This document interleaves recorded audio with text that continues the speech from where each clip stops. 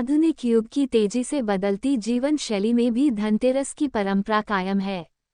समाज के सभी वर्गों के लोग स्वर्ण समेत कई महत्वपूर्ण चीजों की खरीदारी के लिए पूरे साल इस पर्व का बेसब्री से इंतजार करते हैं।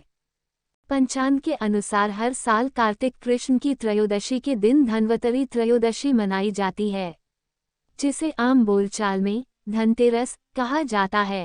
यह मूलतः धन्वंतरी जयंती का पर्व है और आयुर्वेद के जनक धन्वंतरी के जन्म दिवस के रूप में मनाया जाता है। धनतेरस के दिन नए बर्तन या सोना चांदी खरीदने की परंपरा है। इस पर्व पर बर्तन खरीदने की शुरुआत कब और कैसे हुई, इसका कोई निश्चित प्रमाण तो नहीं है, लेकिन ऐसा माना जाता है कि जन्म के समय धन्वंतरी के हाथों में अमृत कलश था। यही कारण होगा कि लोग इस दिन बर्तन खरीदना शुभ मानते हैं।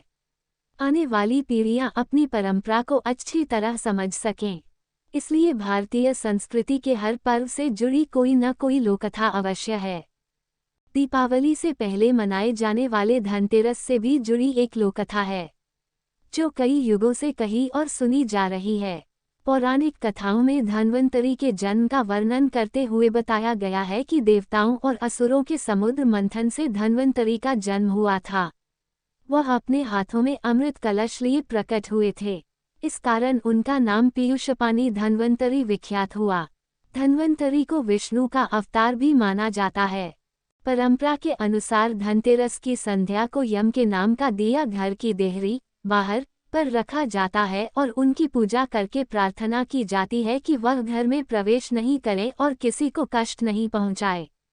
देखा जाए तो ये धार्मिक मान्यता मनुष्य के स्वास्थ्य और दीर्घायु जीवन से प्रेरित है।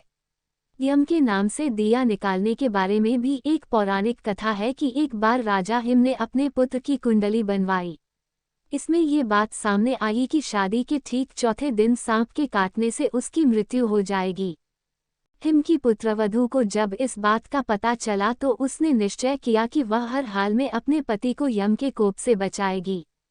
शादी के चौथे दिन उसने पति के कमरे के बाहर घर के सभी जेवर और सोने चांदी के सिक्कों का ढेर बनाकर उसे पहाड़ का रूप दे दिया और खुद रात भर बैठकर उसे गाना और कहानी सुनाने लगी ताकि उसे नींद नहीं आए। रात के समय जब यम सांप के रूप में उसके पति को डसने आया तो वह आभूषणों के पहाड़ को पार नहीं कर सका और उसी ढेर पर बैठकर गाना सुनने लगा और पूरी रात बीत गई। इसके बाद अगली सुबह सांप को लौटना पड़ा। इस तरह हिम की पुत्रवधू ने अपने पति की जान बचा ली।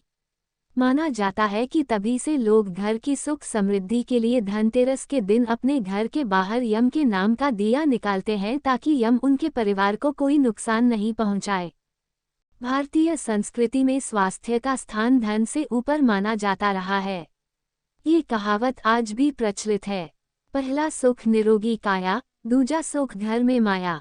इसलिए दीपावली में सबसे पहले धनतेरस को महत्व दिया जाता है, जो भारतीय संस्कृति के सर्वथा अनुकूल है।